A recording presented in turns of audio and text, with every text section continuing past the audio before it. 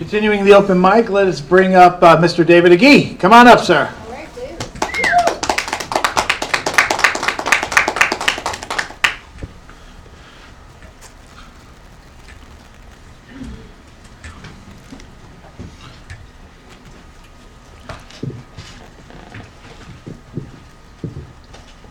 Can you hear me? Do Yep. I need that? You can hear me. All right, I've been working on a series of poems by an American poet named Juna Barnes. Anyone know about Juna Barnes? Well, she's fascinating. She's obscure. It won't be too much longer. At any rate, I'm hoping I can persuade Chad to let me do a feature on her.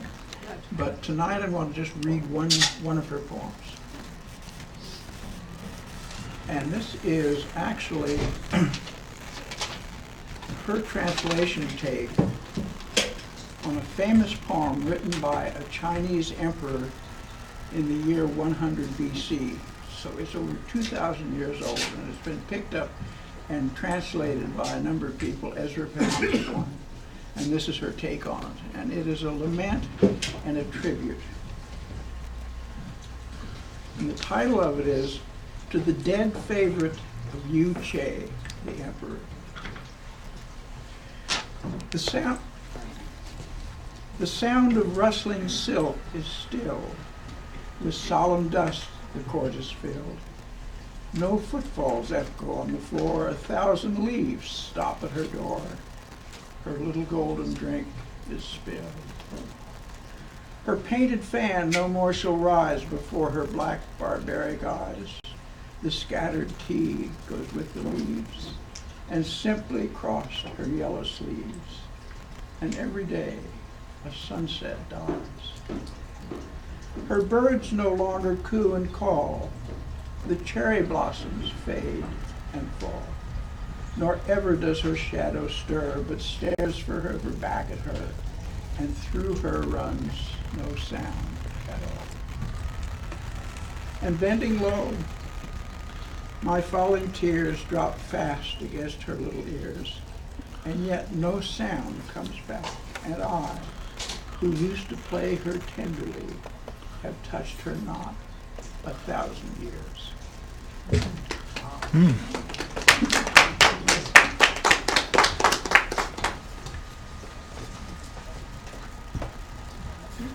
Up next, let us welcome Miss Martha Boss.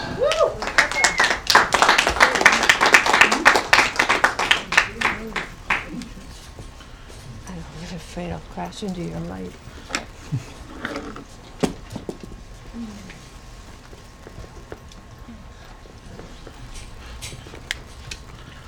I have a nice poem and a not so nice poem. Which one do you want? Both. But not so nice. Not so nice? Who said that? I said nice. But I'm being maybe outvoted. I said both. I said both. Oh, Both. both. The nice Okay. one second. Sometimes I feel like a whale out of the pod, beached and aboarded big as a ship fish carcass, snorting silicon.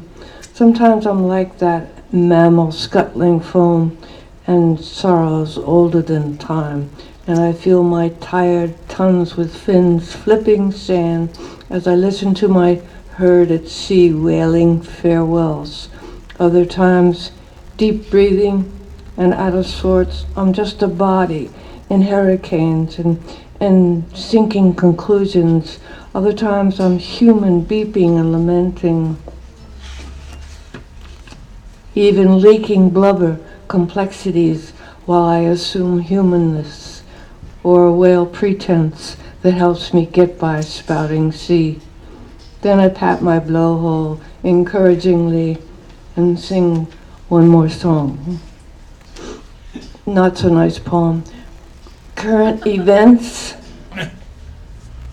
Thunder in November, a big hello from skies over pumpkins competing, real pumpkins.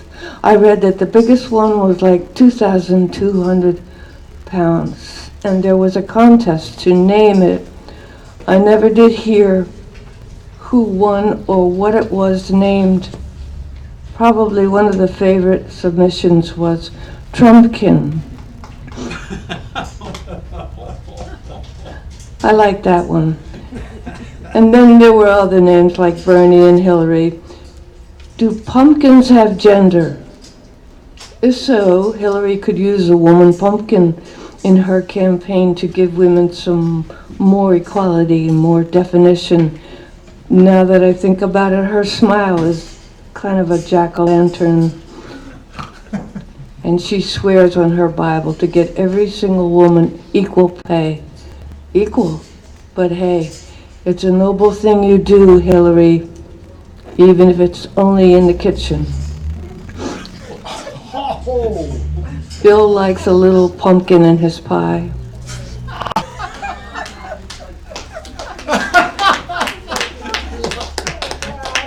Come on, you can do better than that.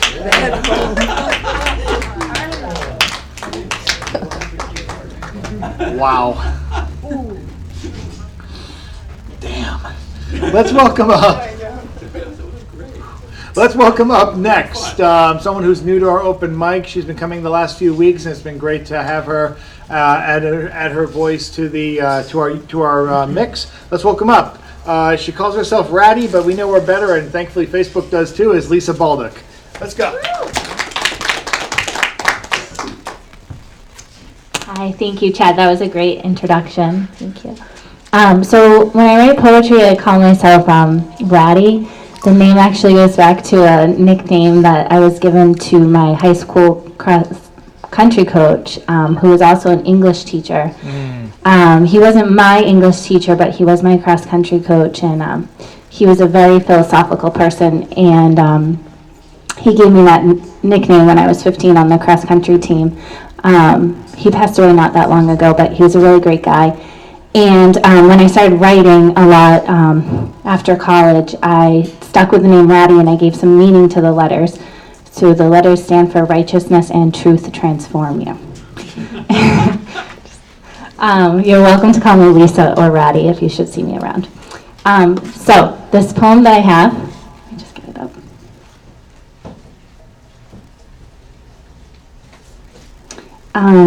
So I have two poems. The first one is called Inside a Woman's Womb. Inside a woman's womb lies real perfume, a blessed treasure chest savored by a knowledgeable groom. The queen bee's honeycomb is her own ability to smell the honey. Intellect is stronger than money. Some never take the time to look inside your mind. When you're wiser than his comrades, it makes small men rather mad. Women are impearled, beautiful clams waiting to be opened. Compassion lights the fire. Satisfaction runs up her body. Sacred words tumble from her mouth like jewels. So few are quick enough to catch them. Inside a woman's womb, a kick is given. She leaps at the chance to mix with intelligent genes. True answers lie within. The enemy is not outside. The woman bursts human life. Special magic created by her womb. It is her who has the greater intuition. Yes, this is why women rule the world. Feminine energy is the greatest power. Thank you. Whoops. Okay, I got one more for you guys. Whoops.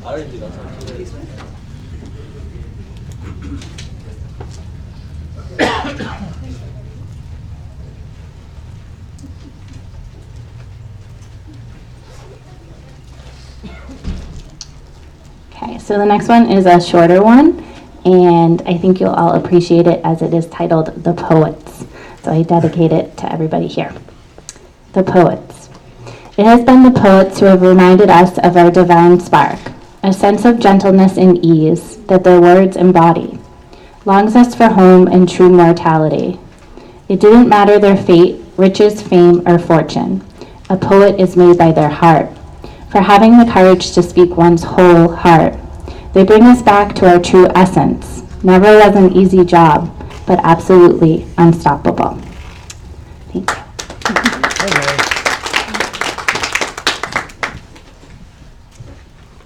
So what were the abbreviations for your nickname, Ratty? Yes, R-A-T-T-Y. Y. Yeah. No, but what I mean is what do they spell out to? Righteousness and truth transform you. The mice are hanging out, the rats hanging outside of Prudential Center at midnight are going, yay! You know, like, it's our anthem. Okay, let's go to the next person on the open mic. It's great to have her here. I think we saw her last week at the Slam, though I don't think she had a chance to read, so it's good that she's reading now. It's Kane. Let's go bring her right up. Give her a hand.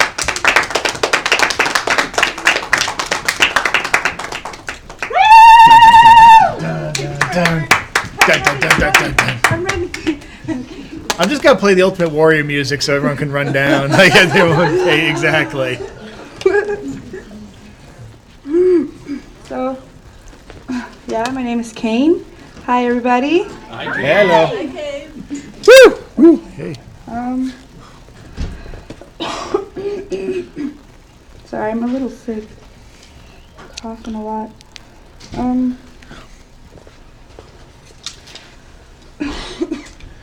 This is is anyone like familiar with Davis Square, like the station? Yeah. So this is like, I don't know, I was there and it was really cold and windy and I was like trying to find some warmth somewhere. And so I found like a cafe and just started writing this, so. Sorry. Okay. Pickled bodies lay restless their wandering thoughts. Give them time to comprehend the changes that engulf their world. Tombed emotions exhumed, scream out through your chest, pleading for one more day of rest, that this is just too much, way too fast. Flooding, drowning, you seem to grasp for air, life clenching at your throat, these feelings spraying up from the underbelly of your soul, and like a hole in the bottom of a sailboat that consumes the entire vessel in only a few breaths, you reach out for a chance to escape. Your arms squander in the attempts to grip their way out of this bottomless pit. But feet dangling seem to tickle something within you. Childhood fondness of kicking your feet in the swings. You swing on in this tide. Let them salute you into a new order. Formations crystallize your presence in this endeavor, petrified and forever entitled to those brief moments of despair.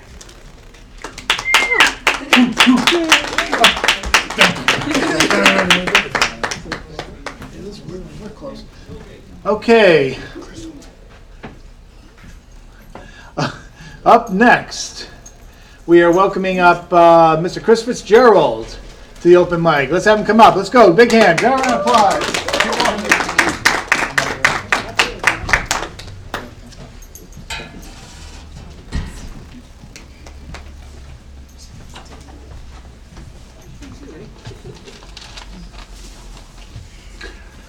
This is a poem that I wrote, and then I'm going to do 5 pieces that I do every 25 years or so, just so I don't get nominated to the Supreme Court.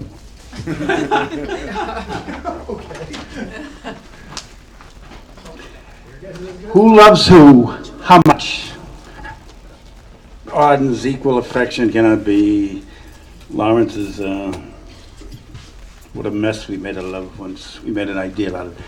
I remember the first time you told me that you loved me. It was down the island. I guess I looked somewhat surprised because you suddenly qualified it by saying it was easy for you to admit to that you loved me. You told your children that every day. It wasn't easy for me to say it, but when I did start telling you that I loved you, the love I was talking about was as simple, as complex, that is as rich as anything in the cosmos. Not this wimpy, wishy-washy love that collapses or retreats every time a problem appears that you seem to prefer. I'm only kidding, baby. You could love just as well, if not so better than I. Now,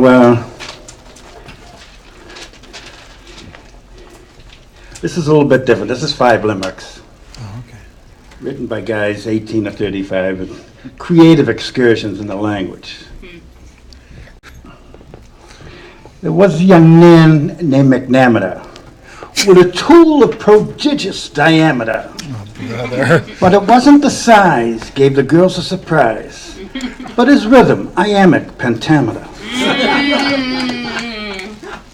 There once was a harlot at Yale with a price list tattooed on her tail. An honor behind for the sake of the blind. She had it embroidered in Braille. I sat by the Duchess at tea, and she asked, "Do you fart when you pee?" I said with some wit, "Do you belch when you shit?" and felt it was one up for me.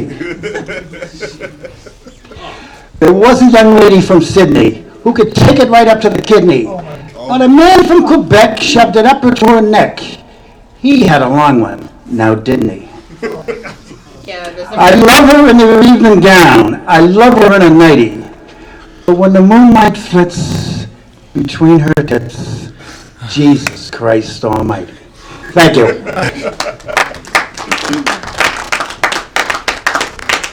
Mr. Fitzgerald, thank you for your testimony. I don't think we have a place for you on the Supreme Court right now, but I strongly consider being a senator.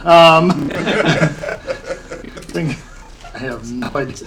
Anyway, holy Jesus. I'd like to thank the Pope for that speech. Let's bring it over to, she was the host of last week's, and the organizer of last week's Stone Soup Poetry Slam. You did a good fucking job, I heard. I'm going with it.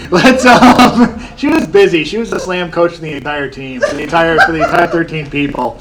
Come on, let's give her a props. Not a single person wouldn't have showed if it weren't for her doing her thing, and she had an amazing feature at Stone Soup on the 24th. Not content to rest on her laurels, she's here tonight. Let's give it up for Nava the Butterfly.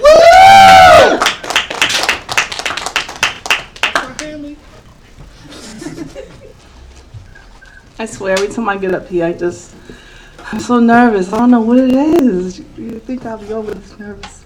Okay. This is called I Love You to Death.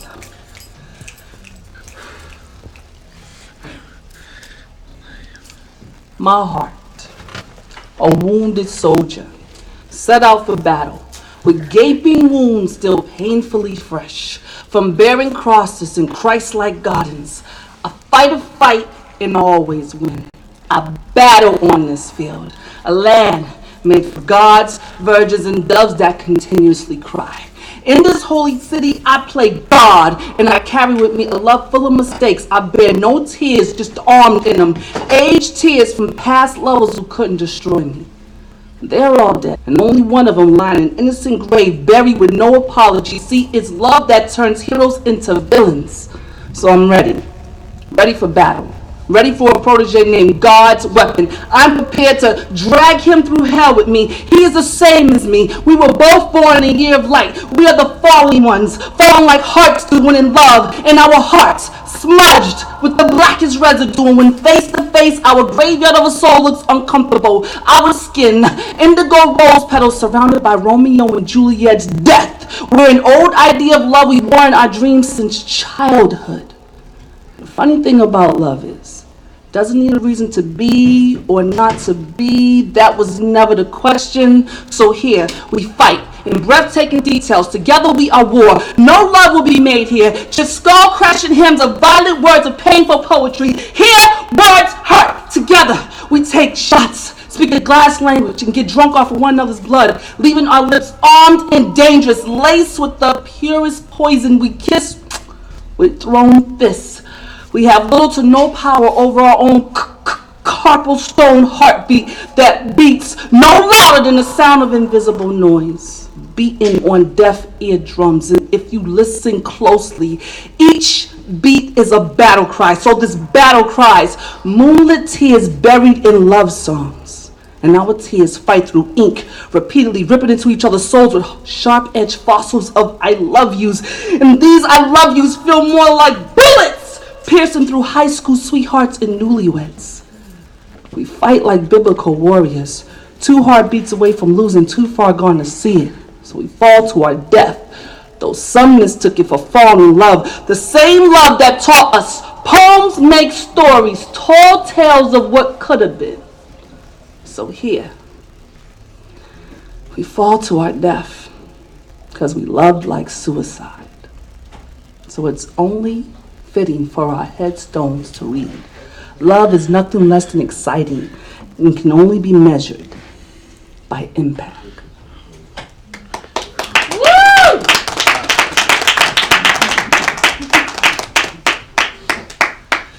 I have to reconfirm on my email poet for this month, but I can confirm that Niall Israel, who featured actually this past weekend, is going to be featuring on December 7th at Stone Soup. So we're excited about that. We're excited about that news. We're going to spread it as soon as we possibly can.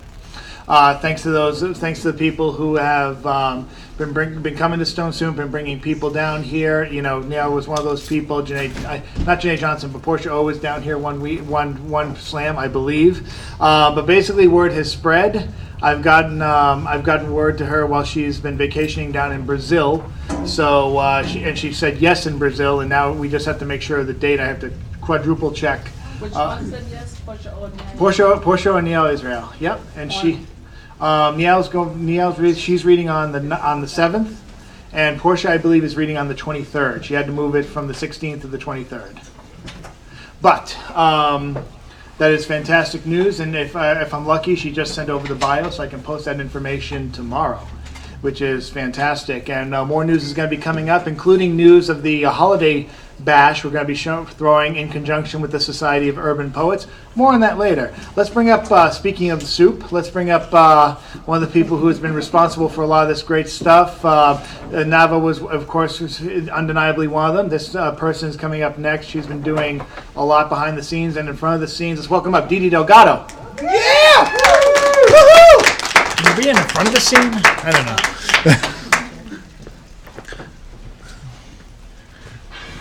Hi, everybody. Sup? Hi.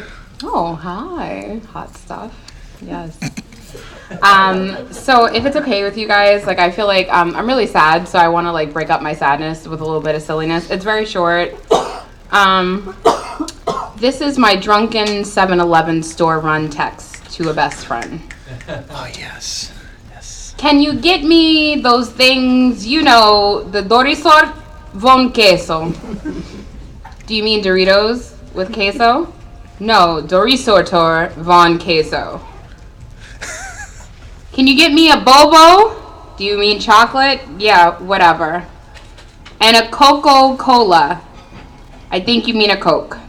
Also, get me a pepper jacko cheese. And onion rooms.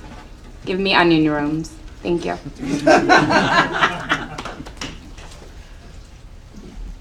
Don't go out drinking unless you're going to take an Uber home. Thank you. I appreciate it. And then this is a rewrite. I don't know if you guys have heard of Grub Street, but they do writers. Lee knows. Yes. Yeah, and so does Chad. They do writers workshop classes, and I feel like we should all be like learning. I don't think we should ever stop learning. And so I was triggered by something, and so I decided to rewrite this poem.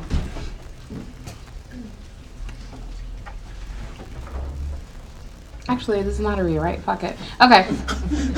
This is something I performed at Daybreak like 2 weeks ago. Oh, yeah. And Nava like really likes this poem. I don't like it because it makes me feel like I'm being positive about life, but I'll share it with you guys, and you let me know what you think. Just Okay. hold your nose. Thank you. Hold your nose and read. Yesterday, I woke up in an awkward enough position. It was the 5-year anniversary of my mother's death, 44 years of life lived, and I've been trying to remember every single minute of the last 31. But I can't. My partner spends the entire day allowing me to take the lead, allowing me the space I need to miss my mother. Gave me the gift of time, thought I should use it wisely for self-care. So, I called out of work to prevent myself from dealing with the other problem. And maybe she's not a problem. Maybe she's just my over-the-hill Russian tea room cubicle mate who's been at this job for 3 fucking years, so of course, she's entitled to her seniority. And of course, she also believes her title is Dee Dee's supervisor, so of course, she reports every phone call I make and visitor-coworker conversation, and when confronted, looks flabbergasted and says, I practically don't have a problem with you. Bitch, practically my ass. Sometimes, though, instead of becoming angry, I get extremely worn out. I start becoming aware of being aware. Feel this movement in my fingertips that has nothing to do with giving her the upward movement in my middle finger. But I wonder, what am I learning from this? What will she learn from me? I've learned that self-care also means self-preservation. This would probably be the reason I still call my ex, still remain immobile by the emotional STI that I was left with. My mother used to say, "Nena, you're such an odd child." She'd say this mostly when walking into the room while I was surrounded by broken Barbies and the Cabbage Patch dolls' scribbled pen marks made more beautiful to me. And I chose instead to play with my bruises, each touch gently reminding me of the comfort of trauma. I want to throw stones weighted by horrific stories of relationships gone bad into the calm water of this man-made love lagoon. And what I mean to say is, being vulnerable around you feels like standing on the bottom of the densest ocean trying to breathe without an oxygen tank.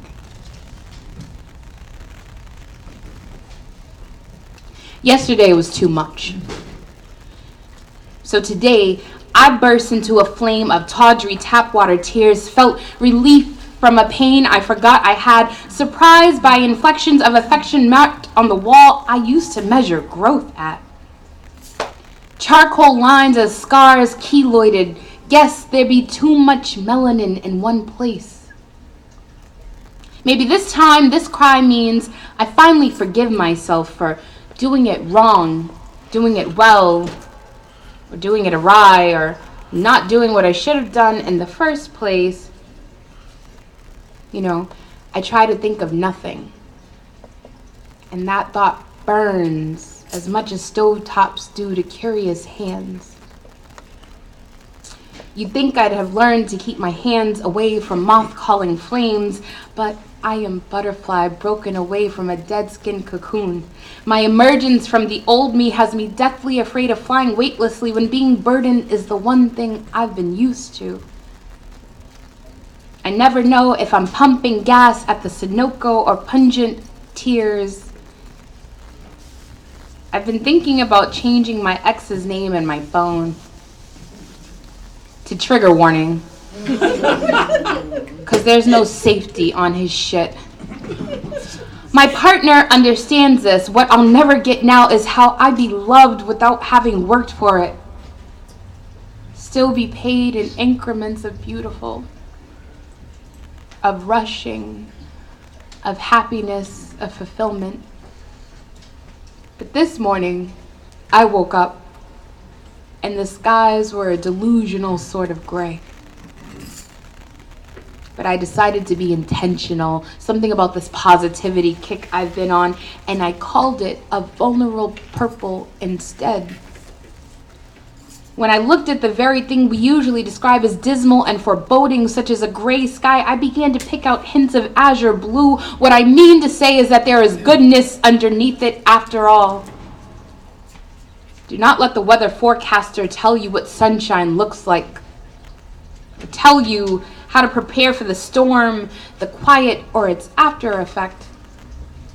Today, I'm asking myself to let go of the existential existence of non-essential shit. Like too much pride, calling out instead of calling in, unless the calling out is to a job that doesn't deserve you any fucking way. Let your body move with the fervent desire to drone out the whispers from yesterday's sins. Dee Dee, stop calling them sins. Call them lessons learned in increments of your own vulnerable purple skin. Thank you. I have an announcement, just because I love announcements. So I don't know if you guys have heard of the Robert Frost House in New Hampshire. you guys have, because you guys are on top of your shit. They are having a couple of contests, and they asked Soup to go ahead and push out the word. So I figure, since I just got the email 30 minutes ago, I dropped that bomb here before I start putting it on social media, because this is my home mic. So, do you feel the same? Yes. This is my Soup partner, thanks. Okay. So they're having a chapbook contest. I think the winner is $250. And also for people who feel like they've been published and they want to take their poetry to the next level or continue to hide it, whatever. They are also having an artist in fellowship. So if you guys want details, I want to make a flyer for them, but come see me. Okay, thanks. Super. Thanks for the news.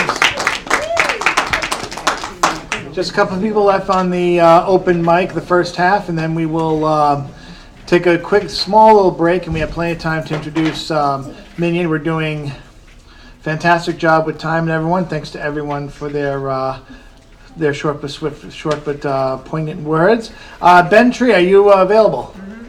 Let's welcome up Ben Tree to the open mic. First time here.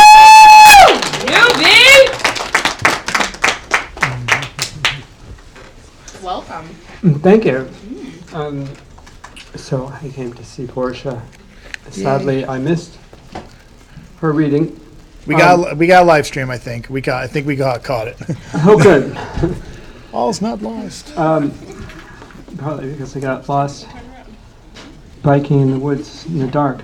But anyway, she handed me this book, so I picked out 3 poems. Zen poems. You know, the Bodhi tree, Buddha sat beneath. Bodhi originally has no tree. The mirror also has no stand. Buddha nature is always clear and pure. Where is there room for dust?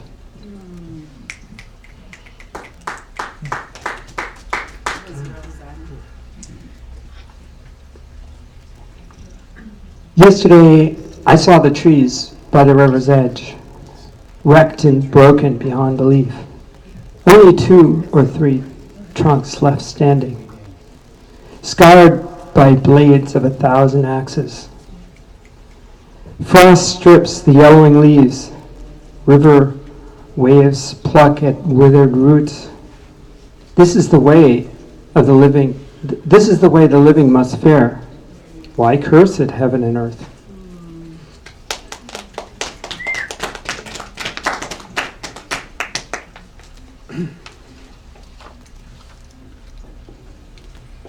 The wind is gentle, the moon is bright. Come then, together, we'll dance the night out as a token of old age. Thank you, Ben. Hope you come back again. Portia, that means you have to come back too. Give him a GPS, give him a map. Anyway, last person. You requested to be the last person to go on before the feature, so we're going to welcome up the auteur extraordinaire of the scene here, Mr. John Sturm. Come on up.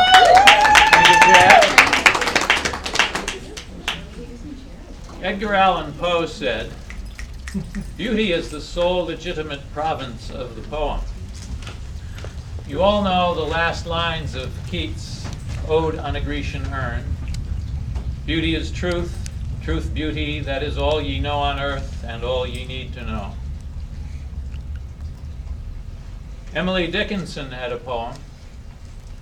I died for beauty but was scarce, adjusted in the tomb, when one who died for truth was lain in an adjoining room. He questioned softly how I failed. For beauty I replied, and I for truth, themself are one. We brethren are, he said. And so as kinsmen met a night, we talked between the rooms, until the moss had reached our lips and covered up our names. William Shakespeare fairly often talked truth and beauty, as in his 54th sonnet. Oh, how much more doth beauty beauteous seem for that sweet ornament which truth doth give. The rose looks fair, but fairer we it deem, for that sweet odor which doth in it live. The canker blooms have full as deep a dye,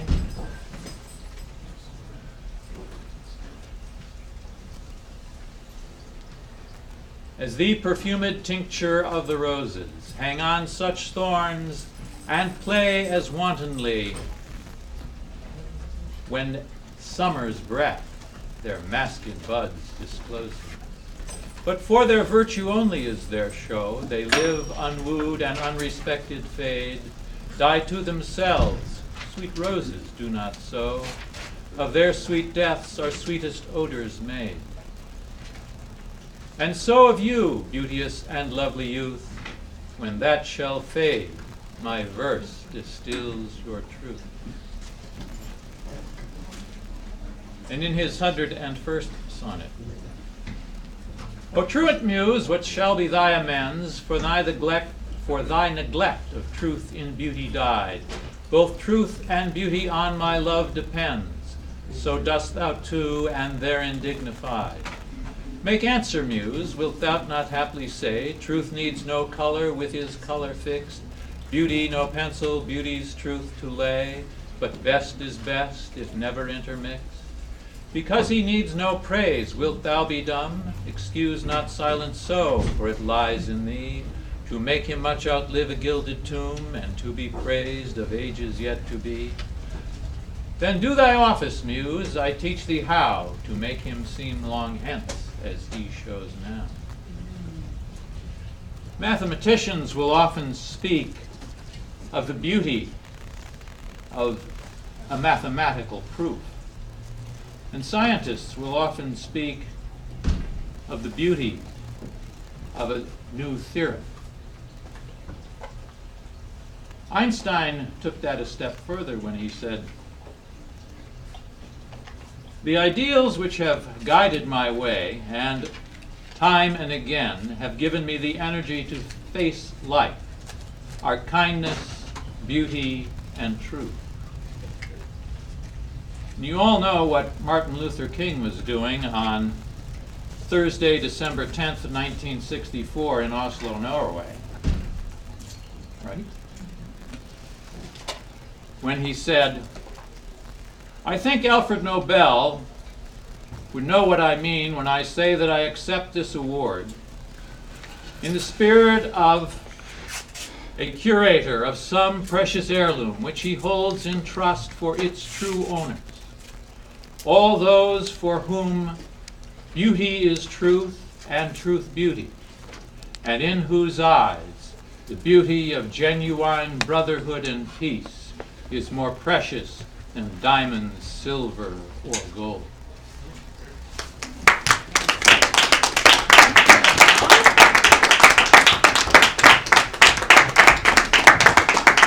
Going to take a quick break.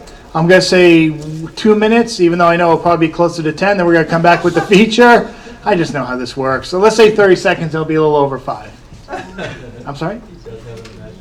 Yes, so hello, thanks to all the people who just came in. Get acquainted with the poets, and our feature has books for sale. When she comes back from the restroom, you can ask her for a copy. Her latest book is the anthology Telltale Inklings, which features a number of local artists, and that's only $10, as I think are most of her books tonight. So, and they're come out self-published by her with the help of Amazon and her imprints Hidden Charm Press and Telltale Chapbooks. So. They're pretty impressive, so go out for a drink, go out for a breath of fresh air, use the restroom, and we'll see you back very, very shortly. Got your drink? I like that idea. Hey, Ariel, how's it going? We're turning the volume down, but the camera's still streaming. Streakers, take note. Anyway.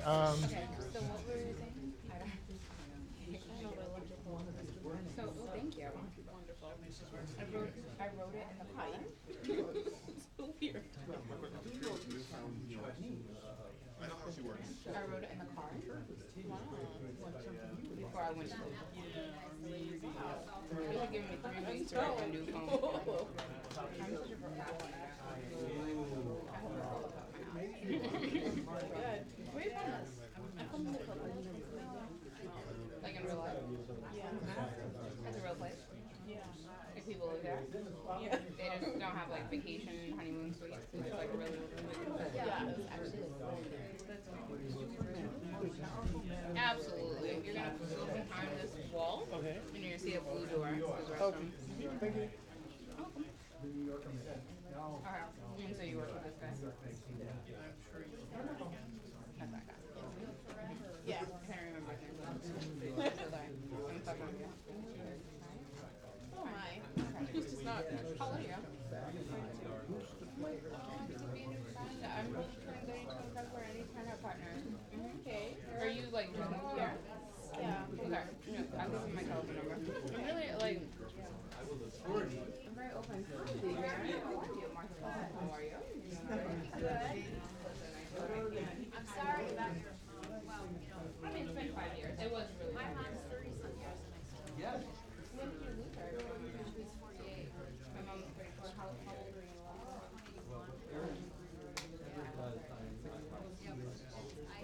You never get over it.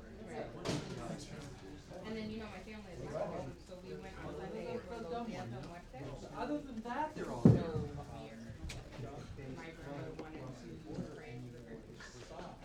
Well, not very well prepared, but. So I'm black, but my mom is white. Thank you for putting me on. I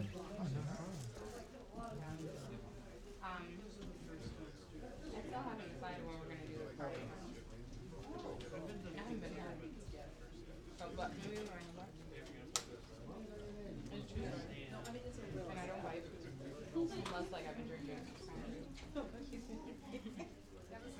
We get from your phone. No, it's a true story. I was like trying to text her. Like I knew, you know, when you're drunk and you feel like you've got conviction that you're saying the right thing.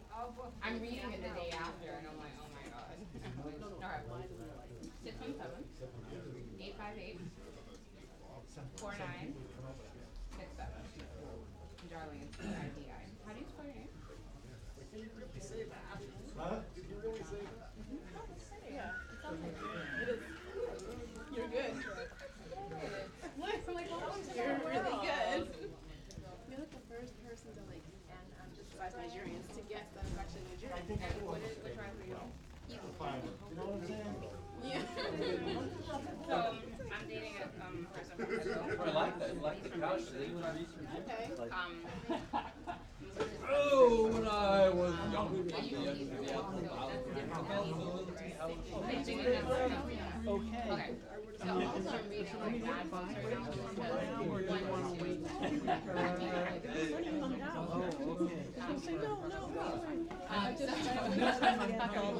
We're still learning her. Yeah, which is why I thought. Yeah. More so because I'm taking English course right now and we have to read Mignon for it. Oh, yeah. And then on my thank you. And on my phone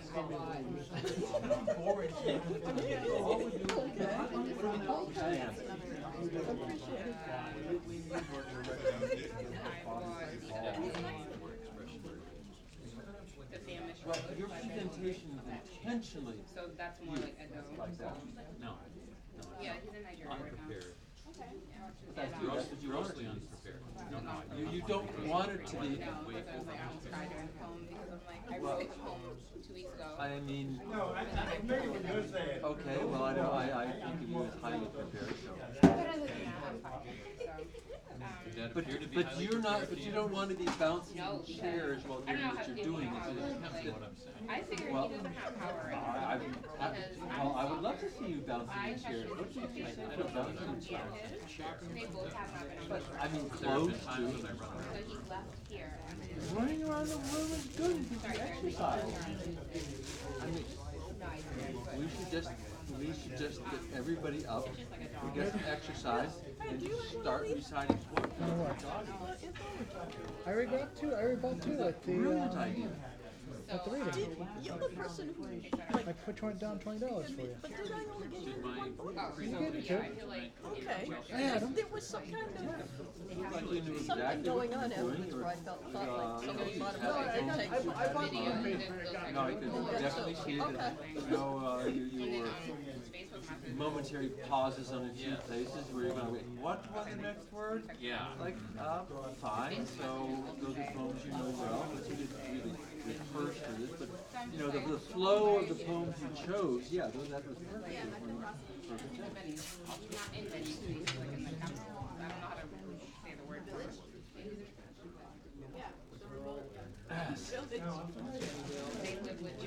Were you at the last Shakespeare, the last sonnet reading?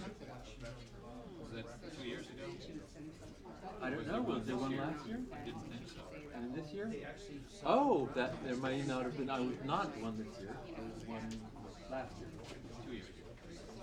Okay.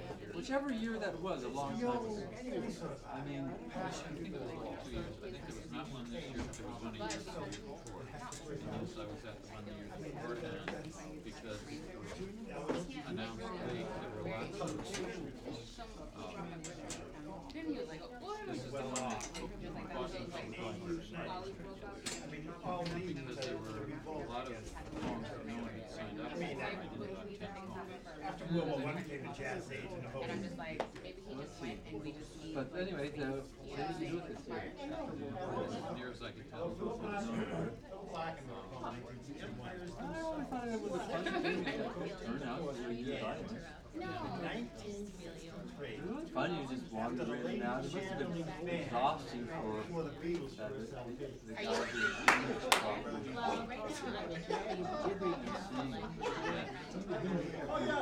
Then he gets in, it was too late for him. You know what I mean? And pick up a book, you just got up. No, that guy's not here. I'll be No, but he's making fun of the whole thing. The way it was introduced at a certain point. That was fast. So that's the line. So how much is the 10. No. I underestimated Real the Mike, popularity. look at this. I'll have to make it to one of the other. One of the others. I love this. It's like I'm sorry I missed Saturday's thing. I just couldn't get you are going it. high. Are you doing Yeah, there were 22. What are you doing? We put them all on deck. So the first Saturday like it. of December. Although I sort of miss having Oh, good. I don't know. still, it's just wonderful. Appreciate it. Yeah, we'll probably go back. Was that like in Yeah, it's December. So I get something else. So Getting started in about less than 200 seconds. Let's take our seats. Okay. The donation box has gone around. Thanks to everyone who has donated or bought a book from Mignon, and there are still plenty available. You're doing a great job, Chad. Thanks.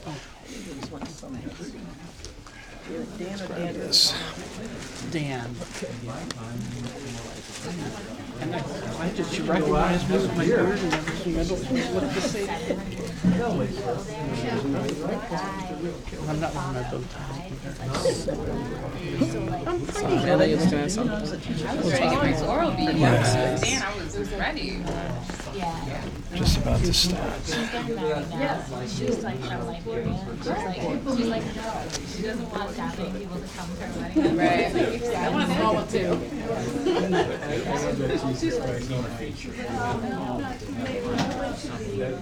What I ended with. You know what I mean? I love you when you dress like Gabby. What's today? The 9th? Yeah, she's my friend now. I took her. Oh my god, I've totally lost track. Hey, let's Yeah, I think it's let's just call it the 9th. You stole me. Let me get some money. We need to finish talking about Mr. Man. I was just saying to everyone, I was like, I'm not Nigerian enough this week. I've been dating him for 8 months, like every day, like we're together. We need to hear this guy. I think it's more family pressure.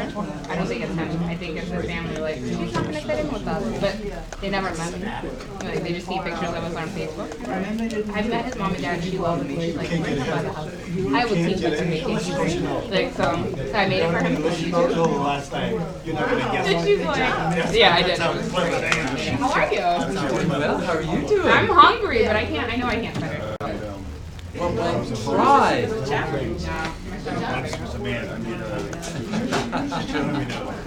That was as big as Rose's So you're thinking about applying? Of course, I have no idea what we're talking about. Good old Robert. Yes. You guys, right? She was famous for something back in the day. Yeah, that's what I'm talking about. I never saw her. I never heard anyone. But from the milk we're getting now, there certainly doesn't. I'm like, and it's so funny because they actually in society I have to take care of his house. So yeah, that's pretty cool. Okay, everyone take your seats. There's still a couple people left. I want to try and fit it in the second half of the open mic.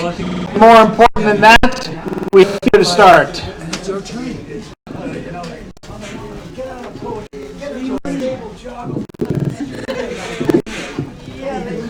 Christopher, don't make me step over there with the paddle. She's going to make fun of me for making fun of him, but he's still going. Are you live streaming right now? Yeah. Absolutely. Are you ready to start the feature? Yes! I guess so. No, oh, yeah, that's me. Yes, we are. Porsche is confirmed for the 23rd of November, by the way. That is going to be fantastic. I'm going to be putting out the invite tomorrow.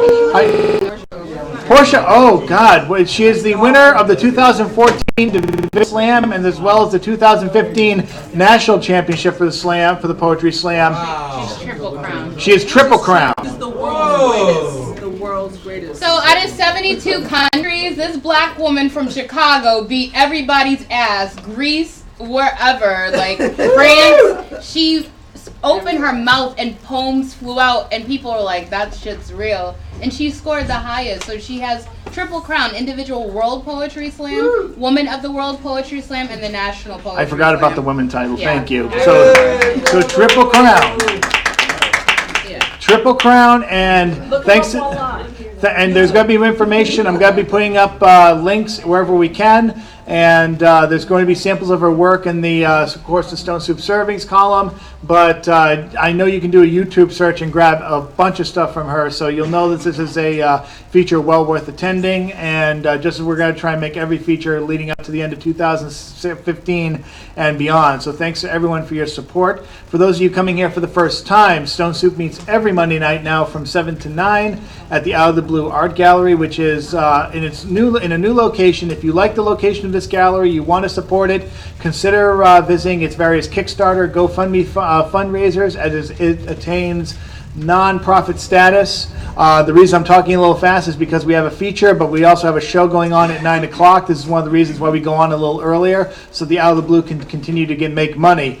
If you're interested in helping them reach that non-profit goal, it will do everyone a great deal of good, not just them, but for spoken word venues, nonprofits such as this, and the community of Cambridge in general. So stay tuned for any information I can pass on to you.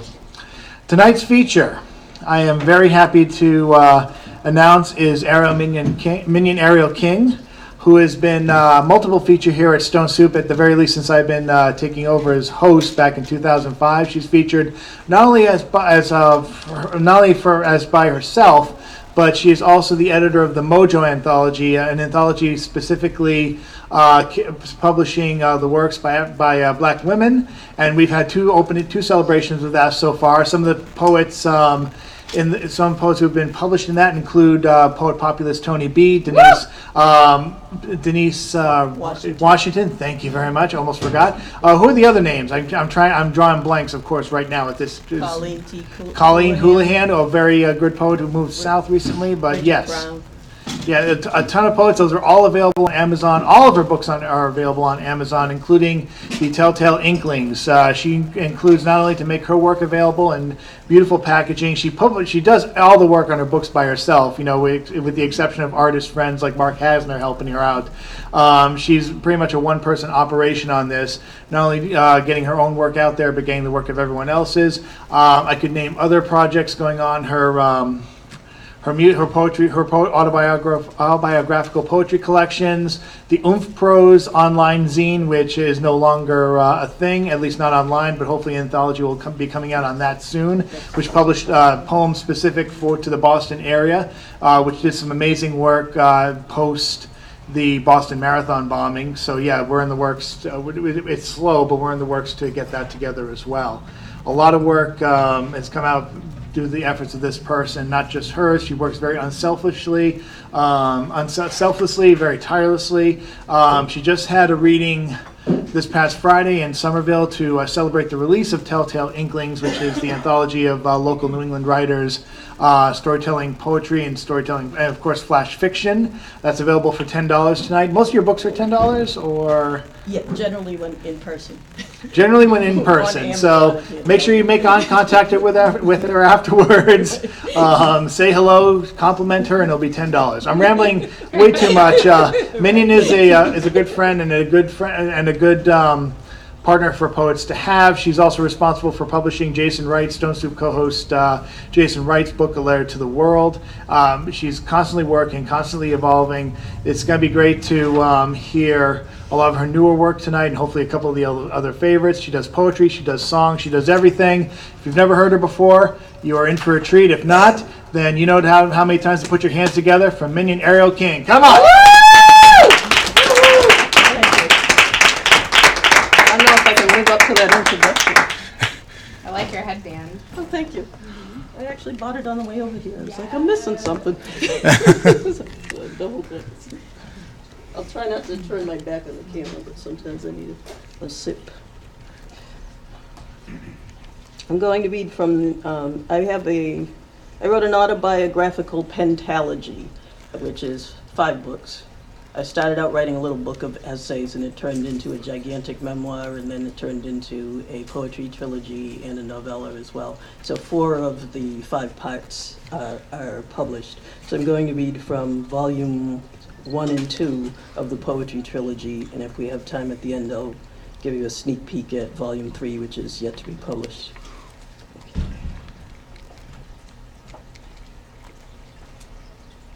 This is from A City of Trees, Poems of Tribute, Volume 1, published by All Caps Publishing in 2013. And I'm reading this poem because one of the places where I don't have to explain the local references. Under the Burren, under the belly of Somerville, in the bowels of Davis Square, stood Jimmy Tingle, tingling in the new year with the chuckle of a harmonica. After, the Irish band upstairs twinkled out a tune to splash over the rocks with a broken heart, or to help lure a new honey who couldn't possibly hear your love-tapping tongue over the clogging drunks. In the quieter corner, by stained glass windows and a heavy door, my friends weren't catching the hint when I asked a cute guy with a laptop about the thing sticking out of the back. Pals kept offering me techno advice when I was really only interested in the black-haired dude's particular stick thingy. Friends can be obtuse. Stick thingy. I like stick thingies. So usual reaction is either, oh, I like that, or oh my goodness. We're going down the rabbit hole. First we had Debbie Does Limericks, and now... Dee Dee Does Dallas.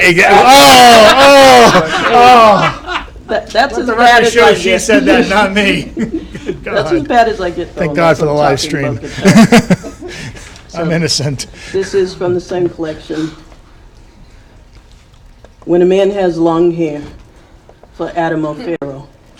If you want to love a woman like me, it takes a man to do it. When a man has long hair, a woman forgets being raised right. Suddenly sees forks in the road and black arrows direct toward every hard left. That's when Grammy's cowboy records Do not forsake me, oh my darling. And her Indian blood pride somehow makes sense. Just like her tall but true tales of riding a holly past the Grand Canyon with packs of leathered men and good old broads keeping her soul good company, looking over the rift in the earth, overlooking rules some men made up about women with a knack for losing husbands and no talent for keeping schedules, much less the house. So, silver buckling on, a filigreed leather turquoise beaded belt over black Levi's to the tune of Anna Mae calling in Nutbush helps me sing a one-woman rockin' anthem that makes musicians wink. Darling, yeah, it takes a whole lot of big hairy man to love a woman like me. So before you speak, sing, drive in this direction, take a very big breath and make sure your tank's on full. And that's kind of a be early, thank you. I read that. I like that one. Thank you.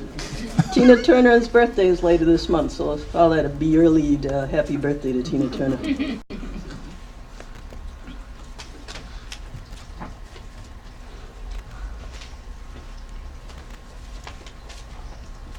This is volume 2, What Good's a View of the Charles, which is on Charles Bukowski and the Charles River. Yes, the poet.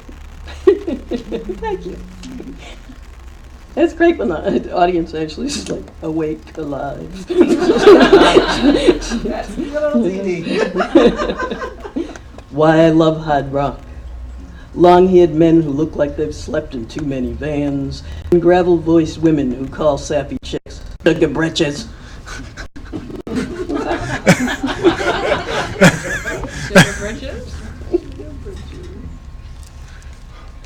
My voice isn't cooperating tonight, but anybody who knows me knows what a crazed Steven Tyler fan I am, and I just couldn't resist.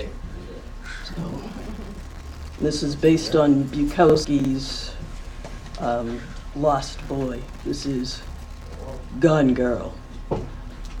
Ding, ding, ding, ding, ding, ding, ding. When the worst times hit, I'd dream about the music until I got home from middle school, put the needle on scratched up vinyl of albums stashed under the bed. Just like the kid in Almost Famous who grows up to be a writer.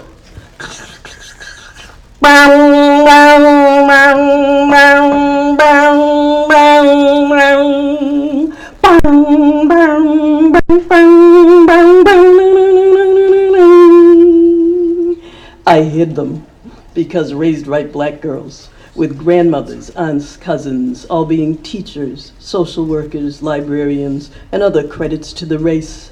You see, girls like me were not permitted to listen to long-haired, freaky white boy rockers.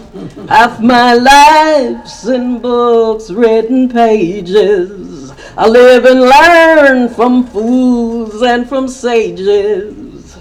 Ah, you know that's true. But there wasn't much positive to listen to outside. Neighborhood kids traded slurs, threats, and you sucks. School was just a place for organized abuse, where being good at words, or even playing the triangle and tambourine, made me a rotten egghead. All those feelings come back to you. But most of those yolk brains grew up to die young, or to rot to their minds at any rate, sentenced to prison, or drugs, or what have you. So my misbehavior is surviving, listening to singers of my truths, whose words kept me alive and still keep me going. Anyhow, that's why now I don't much mind. Every time that I look in the mirror, all these lines on my face are getting clearer. The past is gone, girl. That's from Dream On 1973, by the way.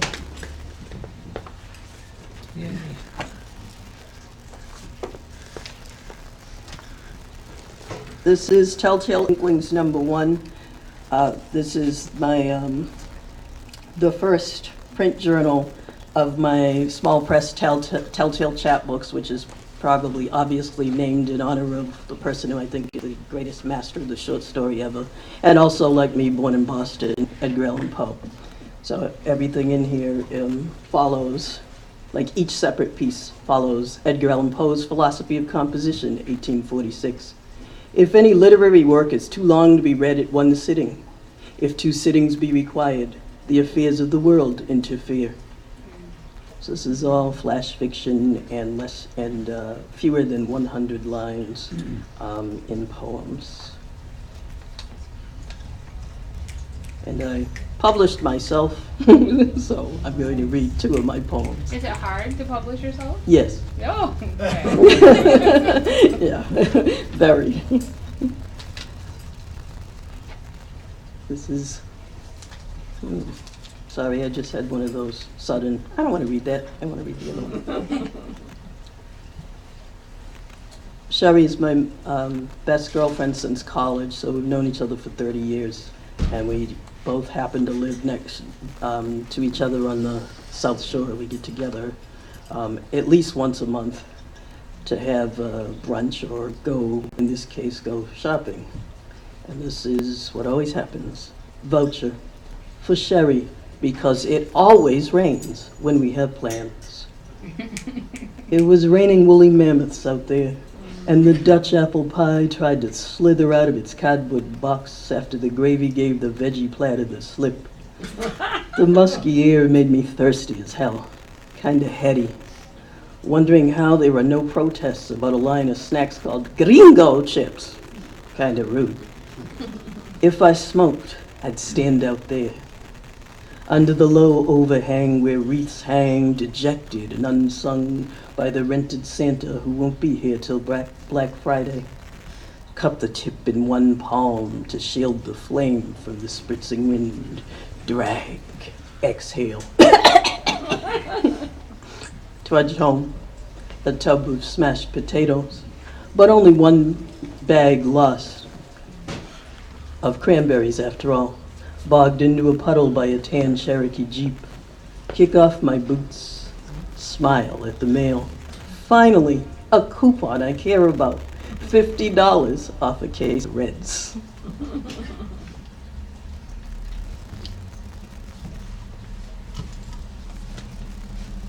Nah, I can't forget. Kiss today goodbye. The sweetness and the sorrow.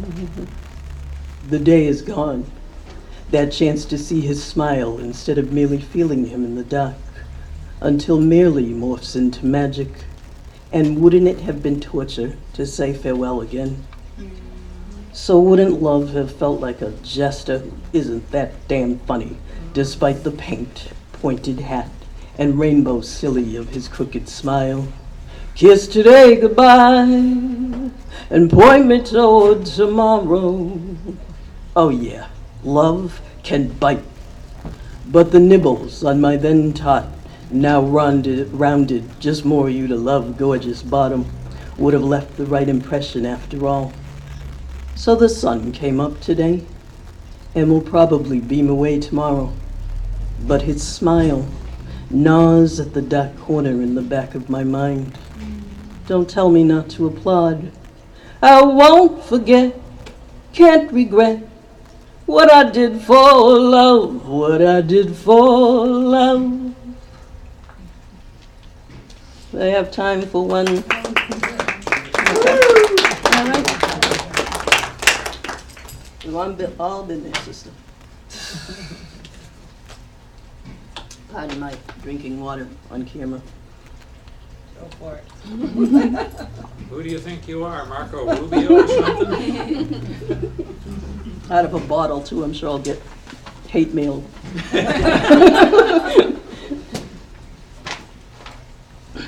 This is from volume 3 of my poetry trilogy, which has yet to be published. As you can probably tell, half the reason I haven't self-published it is because I just keep changing everything. So somebody asked, is it hard to publish it? So yes, because I just keep going, no, why'd you do that? As if they were, some other person who wrote that. So, the song lyrics in this poem were written by a band that needs no introduction, but the version in my head is always Joe Cocker. So, ominous Boston nights. What would you do if I sang out of tune? Would you stand up and walk out on me? If you lie in the dark, quiet room long enough, you'll find a son of your own. Perhaps it starts out small, yellowing sepia, so dim you might think your eyes are playing merry with you. There are little memories that will begin to tug at the corners of your mind.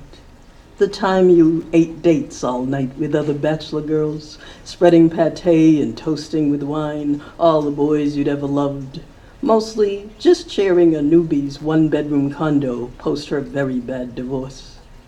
But then comes the disquiet of music, the sacred syllables that know you, engorging your sun to blue.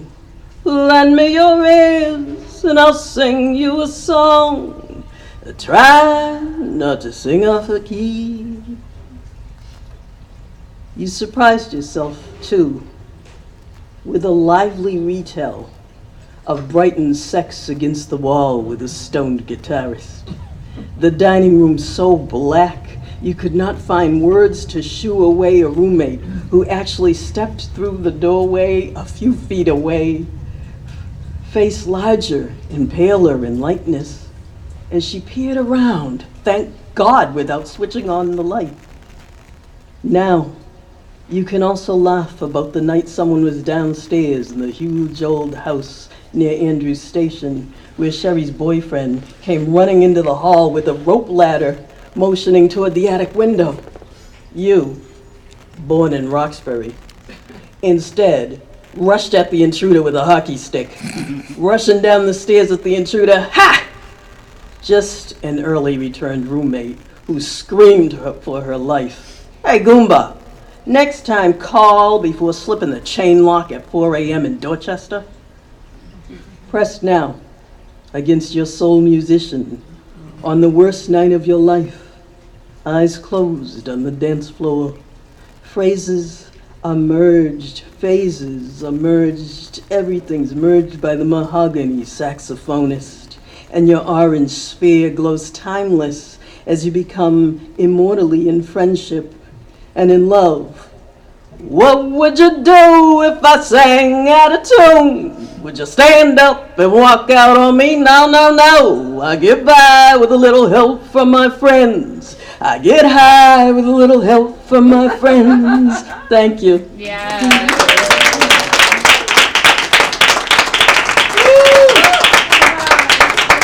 Thank you, Chad. Keep it going. Come on, 30 seconds at a time.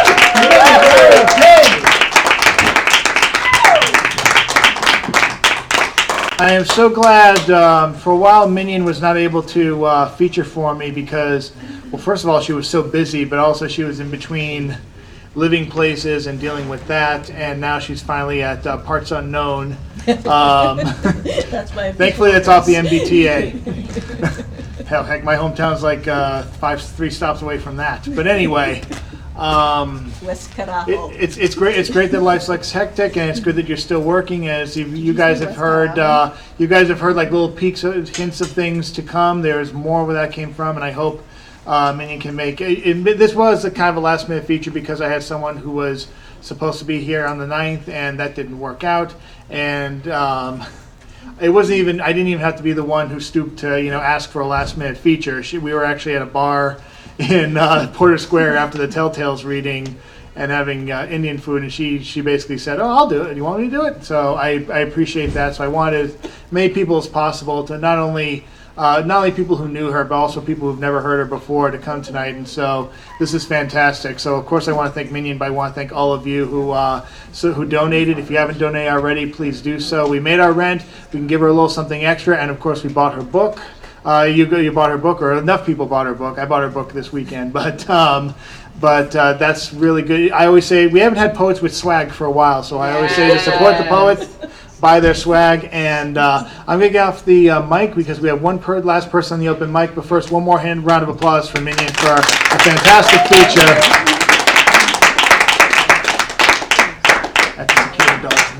But we're going to have everyone, we do have musicians who are waiting, chomping at the bit to use this stage. One person who I thought was going to use have the open mic, she had to leave. So we're going to go to the last person. Mignon brought down the house. This guy's going to raise the roof back up, and we're going to conclude. Again, if you haven't already, consider buying a book. Consider just chatting with each other afterwards, especially if this is your first time here. And let's bring up to finish Mr. James Van Looy.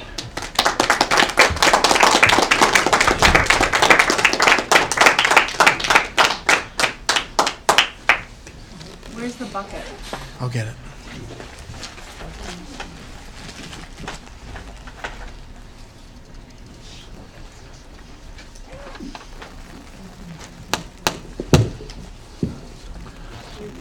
The others. The shock of recognition. In an electric information environment, minority groups can no longer be contained, ignored. Too many people know too much about each other. Our new environment compels commitment and participation. We have become irrevocably involved with and responsible for each other. That was from Marshall McLuhan in 1968. And I would like to read one of my poems here. Okay. This is called Labyrinth Magic. And I do a labyrinth workshop over at St. Paul's Cathedral Church every one day from 6 to 8 o'clock. And I usually start off by drawing a labyrinth on the common. When we put our hands on our hearts and say the Pledge of Allegiance to the flag, just like we did back in grade school at the 50th high school reunion, the event center, way out in Hampton Township, where I once picked strawberries and then tomatoes for 50 cents an hour, and swam in the pool when it was the Elks Club. My dad, actually a member, I remember, Grand Ledge, Michigan. And Saturday morning, we would listen to No School Today with John and his little wooden friend Sparky, and hear John make up multiple vocal characters and wait for the theme song, Teddy Bear's Picnic, when we would frolic through the woods full of teddy bears who materialized in our living room to leap over Mom's footspool and prance and dance to that melodic tune. If you go down in the woods today, you're sure of a big surprise. If you go down in the woods today, you better go in disguise. For every bear that ever there was will gather there for certain, because today's the day the teddy bears have their picnic. I was the last one, without a doubt. Only nothing could stop me once I got going. The teddy bear's picnic in my head ended, and so did the Pledge of Allegiance and the American Legion Color Guard. But then some guy got up and started talking about being a door gunner in a helicopter shooting 50 caliber rounds down onto Vietnam. And I was feeling as bad as I felt when I got out of the Army in 1968, just weeks after the assassination of RFK and a few months after the assassination of Martin Luther King. And I spent the last months on Okinawa working off an Article 15 extra duty because a sergeant bucking for promotion from E5 to E6 before he re-upped startled me when he yelled at me when I was napping on break time, and I jumped up yelling, so they charged me with insubordination. They wanted to get me anyway, because I was depressed and anxious, outraged by what I was hearing about people being tossed out of helicopters in Vietnam and mowed down by machine guns from them. And all the guys were outraged that a short-timer like me with less than 90 days to go got extra duty for being harassed by a lifer after a bigger bonus. And I felt so bad, I didn't even care. And that's how it felt at the reunion. So I left, and I walked the old road all the way without a sidewalk, through the township, back to town, in the dark, with the infrastructure blinking with me in the night, with the stars. What a long war. The Pentagon got it right. It's the long war. A long, long, long war. If you go down in the woods today, you better not go alone. It's lovely down in the woods today, but safer to stay at home. For every bear that ever there was will gather there for certain, because today's the day the teddy bears have their picnic.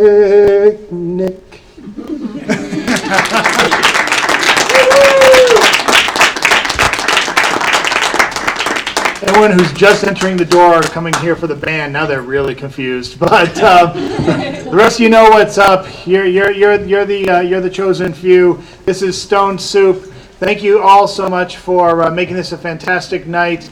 I'm appreciating the community. I hope you guys take advantage of the day off coming up with Veterans Day. Well, first of all, I hope you all have the day off. I know some of you don't, but if you do have, for those of you who do have a chance to reflect, especially the new people coming here, whether or not you have the day off or you have a few hours at night, check out the Stone Soup website, join the Stone Soup Facebook group, check out Oddball Magazine at oddballmagazine.com.